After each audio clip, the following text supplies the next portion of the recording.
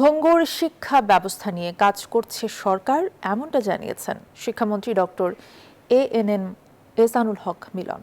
সকালে রাজধানীর ফার্মগেটে অবস্থিত বাংলাদেশ কৃষি গবেষণা কাউন্সিলের মিলনায়তনে শিক্ষা সংস্কার উদ্যোগ বিষয়ক সেমিনারে কথা জানান তিনি।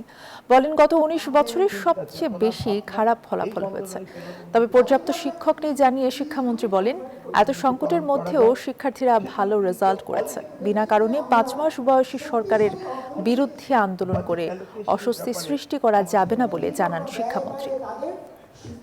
৫ মাস বয়সের সরকারের বিরুদ্ধে এই ঘন ঘন আন্দোলন করাটা কখনো সম্মুখীন হবে না। আমি শিক্ষার্থীদের বলবো, আমরা দায়িত্ব নিয়েছি তোমাদের জন্য, আমরা কাজ করছি তোমাদের জন্য, ভেবে শুনে আন্দোলন করো। আজ যদি মনেই করো আন্দোলন করতে হবে, একবার এসে আমার সাথে ডিবেট করে নিয়ে যাও, জিজ্ঞেস করো, তোমাদের ফোরামে আসো, আমি তোমাদেরকে প্রশ্নের উত্তর দিব।